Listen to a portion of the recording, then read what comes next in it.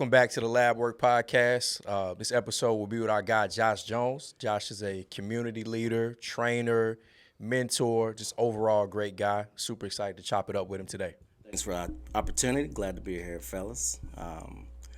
So, Yeah. So I'm under the impression of hype. So what is hype? so HYPE stands for Helping Young People Excel. It was a nonprofit organization that I started probably back in 2014 that I had the idea for. The initial idea was to provide these kids with opportunity, based on my own story with growing up in the rural town and having dreams of just living a comfortable life. I didn't go the route that I expected with playing sports and whatnot, but I think I've done fairly well, and I felt like it'd be selfish of me not to share my story, with kids having similar paths and dreams and the same upbringing. So, I know created that platform. It actually was we were actually the after school program for Ellis Middle School for Oh, nice. That's right down the road here. yeah, I had some things not work out with some people that I had employed. With it, they lost sight of the vision. So as we were growing, they were seeing heads and wanted their pockets filled, although we were a nonprofit. And I was paying the volunteers $20 an hour. Oh, man. And so I wanted to make sure that the teachers, my wife's a teacher. Okay. Speaking of that, I have a wife and 3 kids, beautiful kids. I wanted to make sure that the kids, the people involved, the teachers that were going to be involved, were going to be paid. My wife's a teacher, and I know that, they work hard for their money, and I wanted to take money out of the equation, so they were getting paid $20 an hour for their time. That's before the minimum wage goes up. Yeah, that was way before it. And so, as a nonprofit, I thought that was a huge thing to do. Yeah.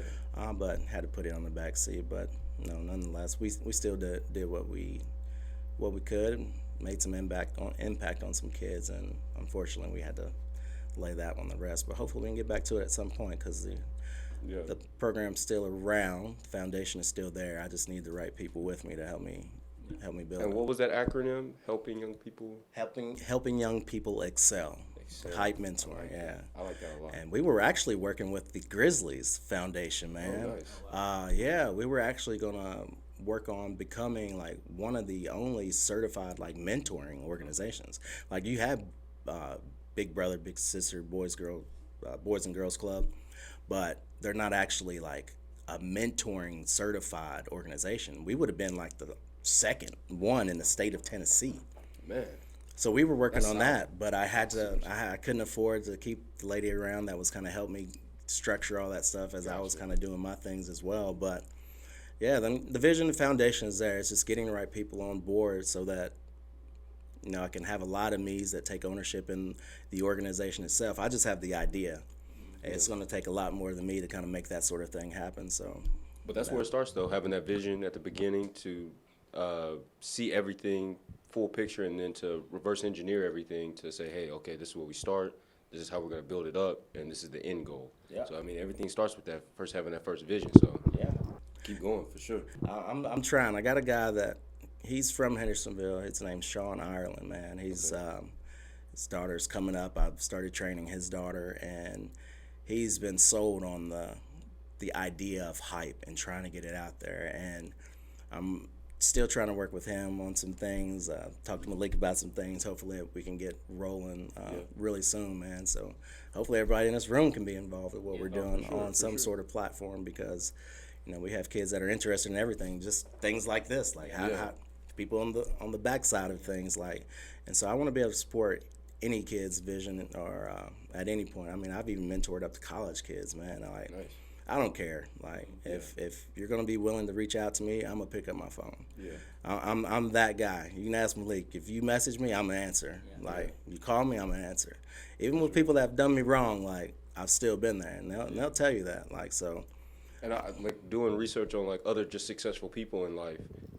Every single one of them had a mentor of some sort. Yeah. Somebody that's been there or at least is on the path of where they're trying to get to or go. Yeah. So being able to have that resource at hand is very important, very key. So young people out there, if you have a vision of where you want to go, find someone that's been there and pick their brain. Just, kind of see what kind of tips, tricks, rules of the trade that you can, come up with. Yeah, and be humble enough to understand that everybody needs that. You know what I mean? It's like it's a situation where sometimes we feel like, man, I don't need to be coached. I don't need a mentor. I can figure this out. But having a physical person that you can go to, I've got 5 right now that I get, just, hey, you've been here, you've done it. I might feel like I'm doing a good job, but like they've done it, they've seen it. Yeah. And I like to have those people in my life too who have failed at it, right? Yeah. So they can tell me, okay, these were my missteps, because I feel like sometimes we can learn more on the front end if you understand, okay, they failed and this is why they failed, then you don't even have to go through that. Yeah. So that's why the impact of what you do and hype and just what we do and everybody in this room is always trying to give back to the next one, because I don't want you to have to go through the same things I went through, right? Yeah, exactly. So. Exactly. That's the whole goal. Yeah, having that mentor is important. You don't want a bunch of people on your team that's just going to say, yeah. Right. Facts. Like, no hurt sometimes, but those no's help you grow. You got to have that person in your corner be like, nah, bro, I don't think that's the best idea to go. And shout out to my mom, because my mom said, it was like a while ago, no doesn't mean never. Right. Sometimes no just means not now, like not right now. So it's maybe like it's a great idea. Maybe you have all the steps, but it's just not the season for it. Right. So it's not, throw it all away. Sometimes it's like, hey, let's kind of focus in, be more strategic in your steps, and then, later on down the path, it's there. Yeah. And that's it. So I have a few mentors, folks that I can reach out that I trust and it's going to be honest with me.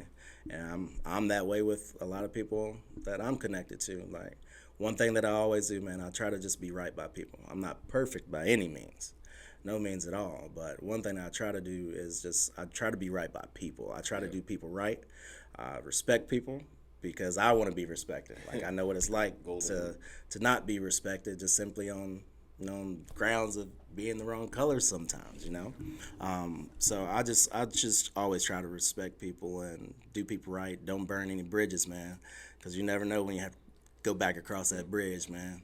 And speaking of, you mentioned being humble. You have humble beginnings, right? Yeah, Humble Beginnings clothing line is a clothing line I started probably about 2 years ago. Started off talking like just a word I would just constantly say, and then I just thought everybody can relate to the words and their own meaning. Everyone looks at the words differently, and it doesn't matter where you come from, what your background is like. Everyone has been humbled by something in their life. Even the wealthiest person has been humbled by something. A business deal didn't go through, the loss of that grandfather that inspired him to work really hard, or, everybody's been humbled by some moment. And I felt like those words can just resonate with everyone that you speak to, regardless of where you're from. And so I was just something I just came up with and had a sample idea, had to print out some sample shirts, took to my mentor, his store. Yeah. And some of his customers were ready to buy it on the spot. Actually, he did. He bought half the inventory I had and sold it right then. Nice. Had another lady, she spent we had our markup price on, so she spent like $90. I was paid $200 for my inventory, right? And it was almost gone. And so I was like, man, this is something I need to be doing. Yeah. And although I've thought about putting it on a shelf a few times, things like this happen. Mm-hmm. That remind me that I'm doing it, that I should probably still do it. And the fact that I was shipping them, overseas, Russia, Poland. Wow. I was sending them out the West Coast quite a bit. A bunch of military guys were ordering it. Yeah. And it was really cool because I don't necessarily want to be the face of it, right? I wanted to just I wanted it to take its own thing, just be its own trend. And have people wearing the shirts, and now they're posted up where they're at. They're at a new vacation spot that they'd never been before, or they bought that vehicle and they're wearing that shirt. They're training in that shirt. Like, I wanted it to be a part of their story, not mine. Like, yes, I have to initially make myself vulnerable and put myself out there, but it's not about me. I want everybody to kind of reflect on themselves and like, dang, man, I did have that happen to me. And so it's a vision I have for everyone to kind of remember their own stories, because sometimes you can get lost as you grind along in your hustle. You're doing well, but you can quickly be reminded on how quickly things can be taken away from you. Right. And those times never feel good, but needed throughout life for sure. And I was just thinking about you mentoring. You say you have mentors. What do you say for someone just looking for a mentor? What should they look for, or how should they like connect to one? I guess. I mean, a lot of times it almost happens organically. Like, you got to have that person that's going to respect you for what you're telling them, right? You know, and you probably already have people coming to you and they look at you in that manner, but it's just not tagged a mentor, right? You're my homie, you're my bro, right? Like, but they confide in you with every situation that they may have. And so a lot of times it just happens organically, but a lot of times, like, your mentor is probably around you anyway. It's just not, it just doesn't have that label to it, attached to it. But as far as searching for one, find someone that you're comfortable talking to. You know, it could start in a church. You could start, youth. Like, a lot of the churches around today, they have youth pastors. And, like, those guys. Everybody's down to earth these days, and so just find out if that's your comfort level. Go there. If it's your best friend, like, chop it up. Be real with them. Like, it's, as a man, like, it's kind of hard to express your feelings sometimes, right? Yeah. Especially when you have certain upbringings. Like, and that was hard for me at first too, because of my crazy upbringing and the dysfunction that I'd seen and experienced. Like, it was hard on me with relationships. Like, I'd become cold and just kind of selfish. I only thought about, like, what I wanted. And it made things rough for a little bit. And so it's just finding whoever you're comfortable with, sharing those deep, dark secrets, those things you don't want to tell other people, and someone you trust to give you an honest opinion, regardless of whether you're going to like it or not, and that you're going to respect that, like, those words coming out of that person's mouth. It makes sense. And I would say, that's a direct correlation to what we do, right? So, like, on the court and what we call lab work, we got this podcast, we're on the court, but the lab is a place where you can go and experiment, right, without any expectation or without any fear of failure. You can go in. So we try to set that stage and have that expectation when the kids come in, like, come in, experiment, like, this is the lab. That's what we want to do. We're trying to get better. And I think from that, like you said, a lot of our relationships become organic. So, like, I have more players than I can name now that hit me and, like, hey, coach, I'm thinking about getting engaged. Like, what are the next steps? What should I do? But I think that comes from an environment, like, from us, just speaking about us and mentees, comes from an environment of just setting the stage that you can be comfortable, right? I don't know more than you. I've just lived longer than you. You know what I mean? It's kind of one of those situations. My granny said all the time, you live long enough. She said that, just keep living. And I understand that now. Like, in my, in my 30s, like, just keep, it's a lot of things that happen in my early 20s that now I can pass on and be like, hey, that's not it. Or that is it. And that's, like, a huge part, obviously, of what you do. And let's talk about how you connect all of those things into your training business, too, because you do a heck of a job there. I have kids all the time. We exchange clients all the time, like, literally, like, hey, go see Jones. So just talk a little bit about your training and what that looks like. So since I wasn't in the schools and stuff with the mentoring program, the nonprofit ended up growing into, sports. So, and my wife, she's big into softball. It's been her life. And so I wasn't seeing her much. So I was like, fit me in somewhere. Like, I'll teach them on how to run or something. Just, I wasn't seeing her ever. And I was like, so she got me incorporated with the team. And so I was training the team. And it went from one, like, parent asked me, like, hey, can you train my cross country runner son? Do you do this one-on-one? I was like, I can. And it just blossomed from there. And it just went from one kid to another. And, like, the way I train is, like, it's tough love, man. Like, I'm not there to cheer you on the entire time. My job is to get you over hurdles and create new hurdles and to keep you pushing, to let you really try to figure out whether or not this is a path you want to take. If you're headed for greatness, like, I'm going to try to help you get there. And by doing that, I can't take it easy on you all the time. Like, I'm tough, but I'll cheer them on. I'll try to pop up on their games and whatnot like that, just to show them that I want to see you in your element. And see how things are working. Like, I've had some kids, man, I've shown up to basketball games, and one of the kids, I already knew his temperament. He gets down on himself. He was pouting. He didn't realize I walked in the gym. But the other kid that trained with him saw me there. And so they had a timeout, and I was sitting behind their bench. And I looked down. The other kid caught my eye, pointed at the other kid. I pointed for him to get the other kid. And I was like, nah, bro. You got to fix that attitude. His demeanor completely changed. His parents say the same thing to him all the time. But for some reason, like, he did not want to disappoint me. And I knew that. So it was like, hey, I gotta do what I can do to try to change that kid's demeanor. And it completely changed. It was wild watching that. His parents came up to me after games like, you got to come to more games. Like, that was insane, this shift that you can make that sort of impact with a kid. Their parents say it all the time. Like, I have an athletic kid, and he'll ask me to coach him. I kind of step back. Like, I'd rather be dad, I feel you. But there's times where I'll coach him on and stuff. But yeah, I just love taking that opportunity to kind of dig into kids. Like, my training it's just as much mental as it is physical. The games we play are mental. Yeah. You could dominate somebody mentally before you even go against them. I mean, it could be a warm up. If you lock eyes with someone, like, let them. You can draw fear in that person. I believe it was Mike Tyson. Mike Tyson said I would just stare him down before a fight, and if they blink, he knew he had him. Yeah. I was like, dang, that's next level. Yeah, like, it's next level stuff. Like, it's amazing what you can do when you can just be mentally tough and realize how strong the mind is. Yeah. Like, I mean, you've played games, right? You've played games, but I've asked my kids this, and you guys can do the same. I asked my kids, I was like, tell me what you did differently when you played your best game.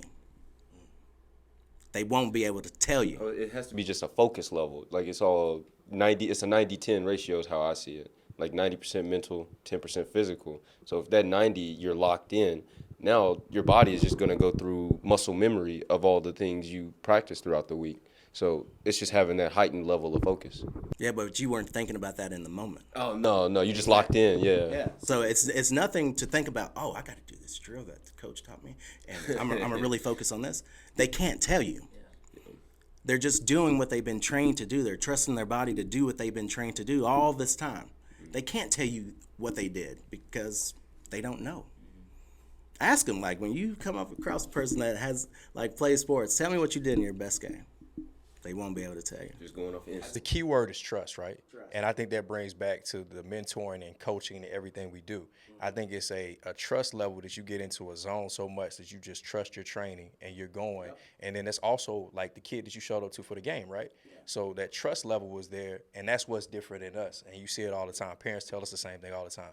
Yo, I tell them to do that all the time, but they don't do it. Yeah. It's because the trust level is different. And especially when you start talking about teenagers and young adults, like, there's so much that they don't want to or don't feel comfortable sharing with their parents, that it's so free with us that once that trust level is there, then they'll run through a wall. Oh, for sure. And I've seen that.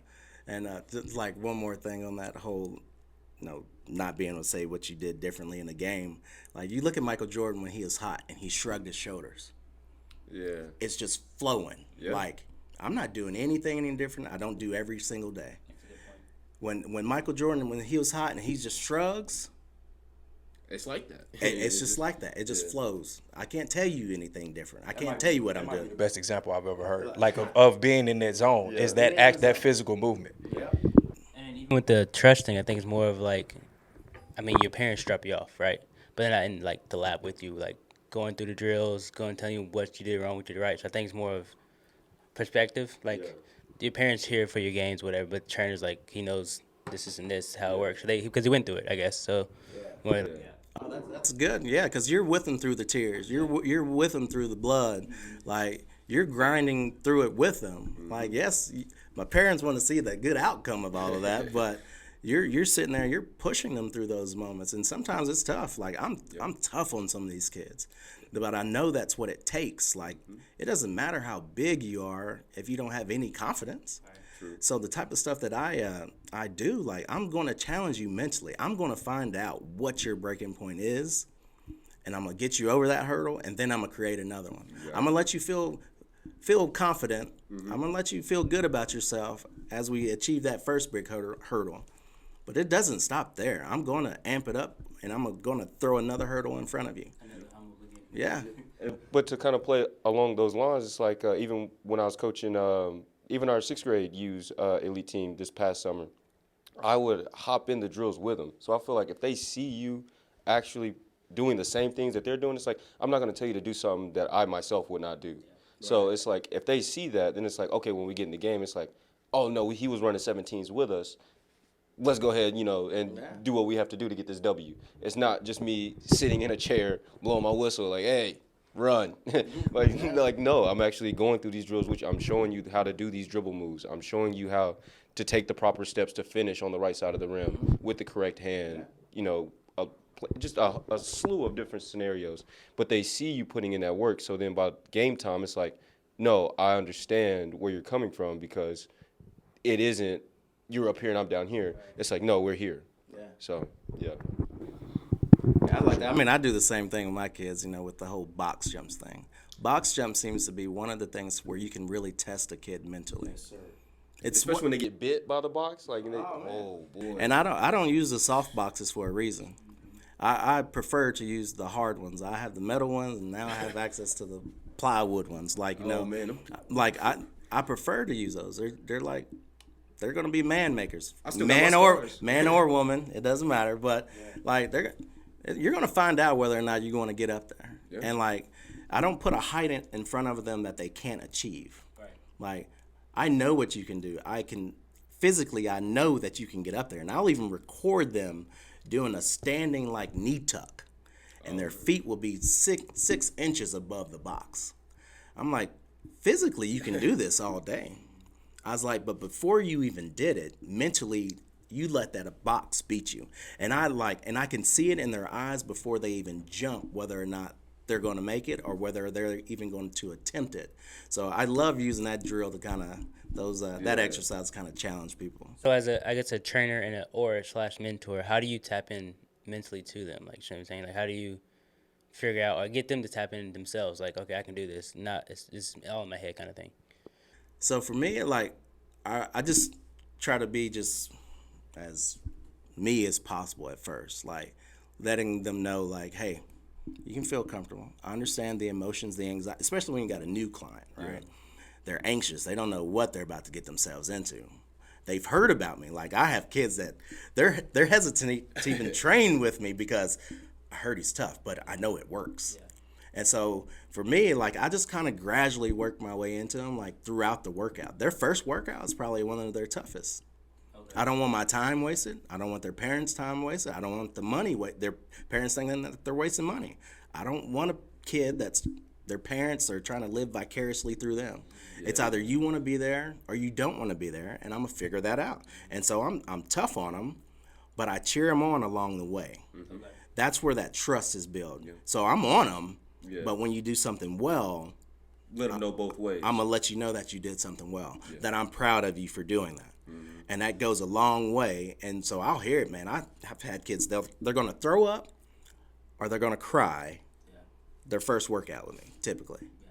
And I know it's coming. And I tell them, I'm like, yeah, go ahead and go to the bathroom, but you're coming back. Yeah. Like, and honestly, during practices, I'm like, yo, there's a trash can in that corner, and then that corner, and then there's the door. So it's like, pick one. Yeah. Like, literally, like, it sounds bad or it sounds like really cut and dry, but that's just kind of, if you want to reach these heights that you want to reach, it's like, pick one. Like, you can't have it both ways, you know? And I had a kid that I had to stay on to him mentally. He's a giant. The kid is about 6'1", 6'2", 8th grade, plays football. Monster of a kid. But mentally, he gives up on himself so much. And so he'll have his body language would change where he doesn't act like he want to be there. He doesn't like when I get on him all the time.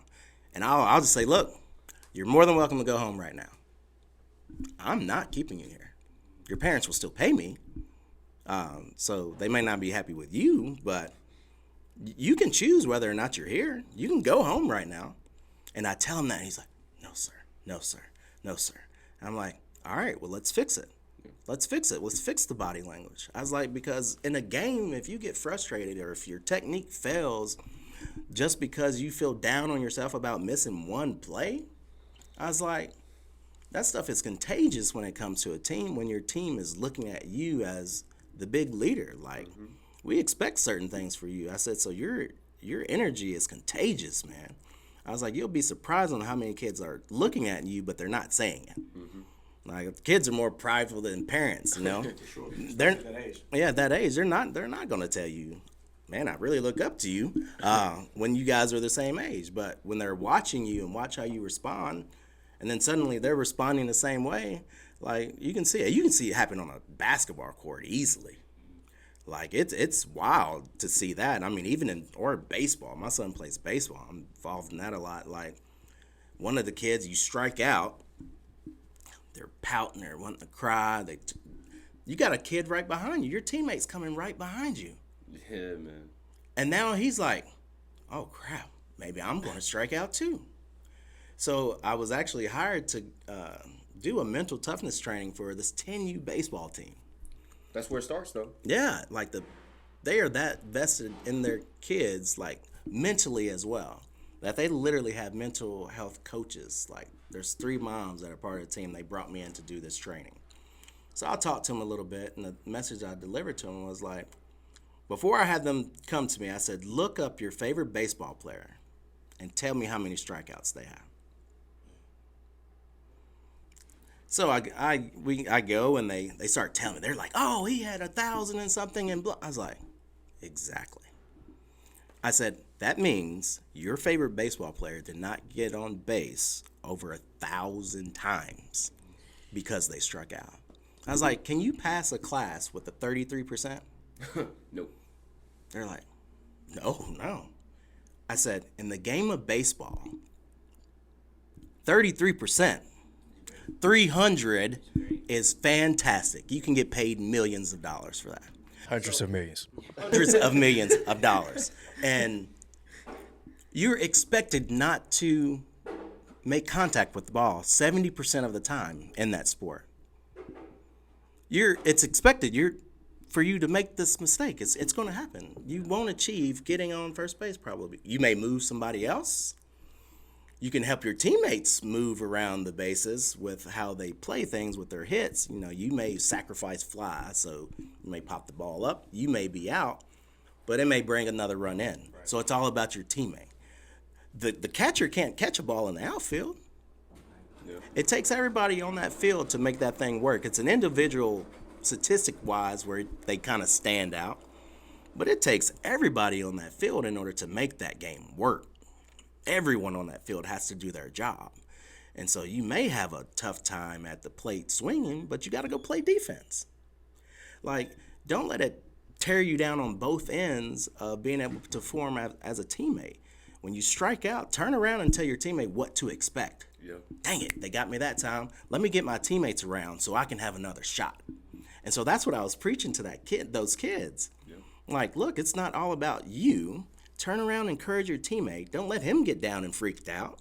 Turn around and tell him what he can expect. Hey, it was a little bit more outside than you thought. He's a little bit slower than what it looks. Like, give him some encouragement, some insight into what to expect, rather than the first thing he sees is your face, and now he's like, oh, crap. Yeah. Right? So forget about yourself in those moments and think about the rest of the guys that are surrounding you. Give him that high five. He didn't strike you out, but you see him turn around, they don't want to give their teammate a high five. That's the biggest thing. Like, my biggest thing is, like, I was telling my guys, like, a non-negotiable is, one, smacking his hand. Like, if you go in for a sub, I better not see you not smack their hand. Like, there's no reason for that. Like, if he reaches his hand down, you just walk right by him. Yeah. If I'm a coach in college and I'm looking at that, I'm like, oh, I don't like that. That's not a good team player. Like, you're too busy focused on what just happened rather than next play. Like, if you're a quarterback and you just throw a pick, you can't like, yes, you want to go to the sideline, like, hey, what happened? But it has to be next play. Yeah. Like, it can't be dwell, get down. It should have been this person, point fingers. No, it's like, okay, yes, that happened. Boom. Why did that happen? This is what we're gonna do on the next series. Yeah. And that's just the order it has to go in. Yeah, I'm all about pushing the mental game of it, man. Like, I'm a very mental person. I love, like, picking people brains in all different aspects. But, man, the mental piece of all of this, man, is just so huge. Like, you don't really achieve success unless you're mentally tough. Yep. I mean, physically, you may the money may be across the table. Money may be across the table. You never know who's sitting across the table that has the money. I found out that There are more people with money that are willing to help you. They just got to see what you're willing to do with it. So if they give you $100 and you don't know what to do with $100, why are they going to give you $10,000? That's true. That's in the Bible, though. Be a good steward of what you have, so that way you can grow and have more. Exactly. Yeah. And no, you should, as athletes, you never have enough. But it's all in the perspective of how you're going to achieve more. Is it more just for yourself, or is it so you can do more for others as well along the way? So I'm just like, I'm the type, man, I'm just so like, I've dealt with so much mentally that I don't break easily. You know, I got hacked about a year and a half ago. It took everything I had. I've never been one to be like suicidal, have suicidal thoughts. But when you've been grinding all your life to achieve a life that you now have, that you worked hard for, and to have all that swiped from you, your mind goes into some terrible places. And so recently, just this past week, like Tuesday, I'd known this person my whole life, went to school with them, knew they worked in a bank. I didn't have the thought a year and a half ago to call that person. I was at the lowest of the lows, and I was like, man, I know somebody. I just got some questions. Like, let me see if they can answer some questions for me. And so I reached out. Prior to me reaching out to him, I rarely receive my email notifications on my phone and stuff. Like, they'll pop up periodically where I'll see them, but his name popped up, like, person commented on your work anniversary. I'm like, I was already thinking I needed to call this person. I was like, all right. I need to make sure I call him. Scrolling through Facebook. This person doesn't even have a Facebook. And they're at a table with another person that's posting the picture. I'm like, all right, I got to call him. So I called him. I was like, man, I just got questions. See what you can help me out with. Long story short, man, I got to prove for what I need to get approved for in order to take everything away. Nice. That's a blessing right there. It's a huge blessing. Mentally, I was at my wit's end. I had my brother. My brother's a pastor, and I reached out to. I was like, man, I need you praying the strongest prayer that you can possibly pray. And I called him and afterwards, and he's like, man, I was having church by myself, thinking about what was going to happen for you. He said, I already knew it. He's a pastor, and he prays, man, and I could hear his voice kind of cracking as he was thinking about what was happening. He's like, I already knew it was done. He's like, big bro, we've been through this. He hasn't failed us yet. He hasn't failed you yet. Like, we've been there. Mentally, like, but everybody has their breaking point. Like, and I've always had to be the strong one for my family. You know, growing up as the oldest, you know, we were sleeping in the car at Tennessee-Kentucky state line, me, my brother, and my sister. You know, we have a good family, but as a parent now, I can see how pride steps in the way when you don't want to go ask for help. Like, dang, I should be able to make this work. And I can't fault my mom for that because we had dads, too, that weren't in the picture. And so, like, being so mentally tough and, like, having to be the man of the house at such a young age, man, my mom's 4'11". And so 6th, 7th grade, I'm bigger, I'm taller, bigger than my mom.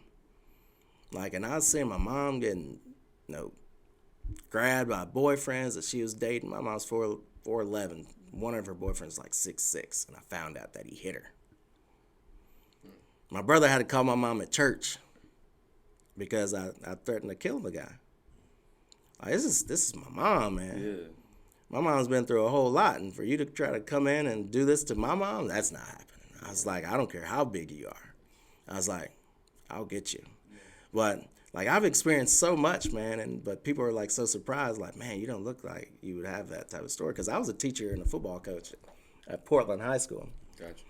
And so one thing that I did whenever school was starting and I had a new class was I would tell them my story. Like, look, just because I'm in front of you doesn't mean I'm perfect. Because as a student looking up to a teacher, you think their lives are like, their lives are together. They're telling me how to get my future. Not thinking that, man, they're having stuff going on at home too. And so I would tell them my story, and I'm like, look, I understand this place may be your only sanctuary. Like some kids, that may be their only meal for the day. That may be their only sense of comfort is walking in those school doors, man, and hey, I get to say hi to somebody else. See a smiling face. Yeah, somebody smiles at me. Somebody recognizes me. Somebody calls me by my name when I'm here. Yeah. And so, like, that was one thing that I did, man, was tell them that, hey, I'm not perfect because I'm in front of you. I've lived a tough life. I know what it's like to be in your shoes, not have anything to eat. I mean, I was a quote-unquote star athlete.